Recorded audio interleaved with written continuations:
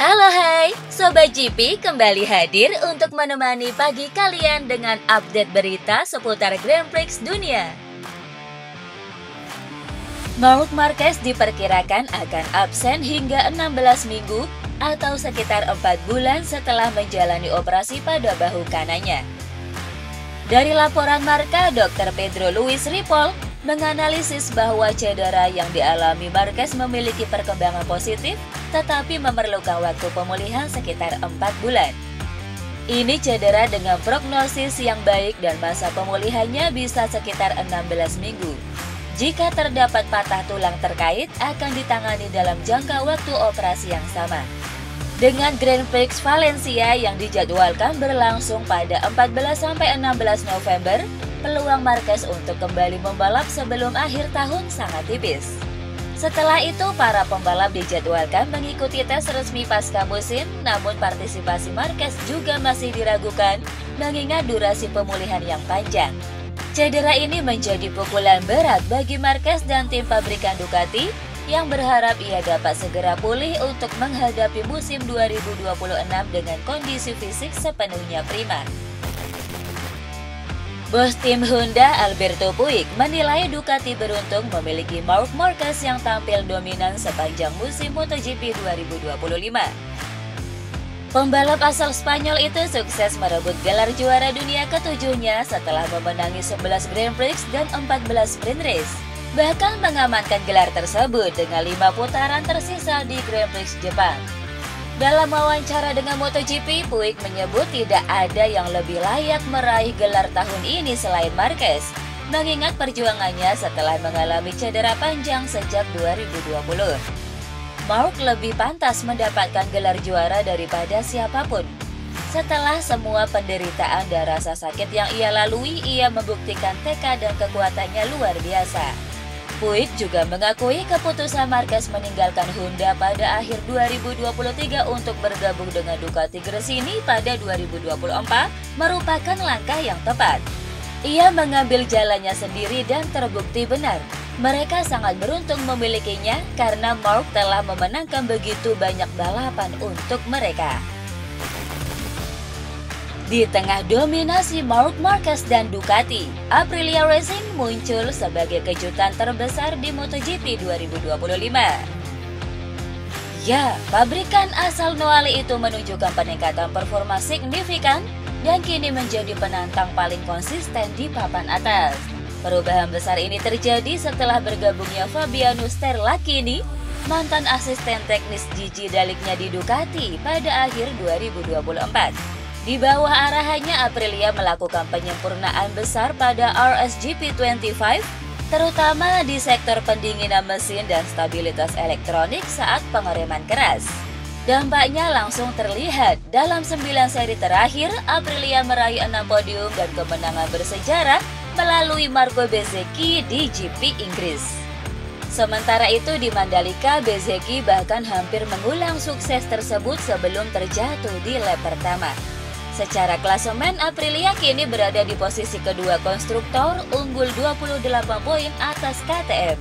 Target realistis mereka adalah mempertahankan posisi runner-up dan membawa Bezzecchi finish di 3 besar klasemen pembalap. Dengan fondasi teknis yang kuat dan semangat baru di dalam tim, Aprilia kini bukan lagi tim kejutan. Mereka telah menjadi ancaman nyata bagi dominasi Ducati di era modern MotoGP. Raul Fernandez menyambut MotoGP Australia 2025 dengan penuh semangat setelah tampil impresif di Grand Prix Indonesia. Sebagaimana diketahui, di Mandalika pembalap Trackhouse Racing itu berhasil finish ketiga di sprint dan sukses mengakhiri balapan di posisi ke-6 yang merupakan hasil terbaiknya musim ini, dan kini menargetkan performa serupa di sirkuit Phillip Island akhir pekan nanti. Fernandez mengaku antusias menghadapi seri Australia karena karakteristik lintasannya yang unik dan menantang. Phillip Island adalah sirkuit di mana semua orang memimpikan hasil yang baik karena treknya sangat berbeda dari yang lain. Ia menambahkan bahwa keberhasilannya di Mandalika menjadi motivasi besar untuk tampil lebih baik lagi. Dengan 2 seri tersisa sebelum kembali ke Eropa, Fernandes menegaskan pentingnya menjaga konsistensi dan pendekatan positif. Pembalap asal Spanyol itu berharap dapat kembali menembus 6 besar atau bahkan lebih baik di Australia. Jika kami bisa mendapatkan hasil serupa dengan Mandalika, saya akan sangat senang. Namun yang paling penting adalah memberikan 100% kemampuan kami. Pembalap track horse racing Ai Ogura membawa kabar baik jelang MotoGP Australia 2025 di sirkuit Phillip Island. Setelah absen 2 pekan akibat cedera tangan kanan yang diderita saat kecelakaan di Grand Prix San Marino, Ogura memastikan dirinya siap kembali membalap penuh akhir pekan ini. Sebagaimana diketahui, rider muda asal Jepang itu sebelumnya harus melewatkan 2 seri terakhir, yakni GP Jepang dan GP Indonesia karena masih merasakan nyeri hebat. Namun setelah menjalani program pemulihan intensif selama 2 minggu, kondisinya kini jauh lebih baik. Saya rasa saya bisa balapan di Australia. Kondisi tangan saya hampir 100% pulih. Semoga saya lolos pemeriksaan medis pada Kamis dan bisa menjalani akhir pekan seperti biasa mulai Jumat. Musim ini merupakan tahun debut Ogura di kelas Premier bersama tim Track Horse Racing. Sebelum cedera, ia sempat menunjukkan potensi menjanjikan dengan beberapa finish di zona poin. Kembalinya Ogura di Phillip Island diharapkan dapat menjadi momentum penting untuk menutup musim rukinya dengan hasil positif. MotoGP menegaskan tidak akan menambah jumlah seri balapan di masa mendatang, meskipun banyak negara baru berminat menjadi tuan rumah. Chief Sporting Officer Dorna Sports, Carlos Ezpeleta, menyatakan bahwa 22 seri per musim adalah jumlah ideal bagi pembalap dan tim. Dalam beberapa tahun terakhir, kalender MotoGP memang mengalami ekspansi besar. Jika sebelum pandemi hanya terdapat 19 seri, kini musim 2025 mencatat rekor dengan 22 putaran. Lonjakan ini sejalan dengan meningkatnya minat dari kawasan Asia dan Timur Tengah untuk menjadi bagian dari kejuaraan dunia tersebut. Namun Ezpeleta menilai penambahan jumlah seri di masa mendatang akan tidak realistis, mengingat beban fisik dan mental pembalap yang semakin berat, terutama sejak hadirnya sprint race pada 2023.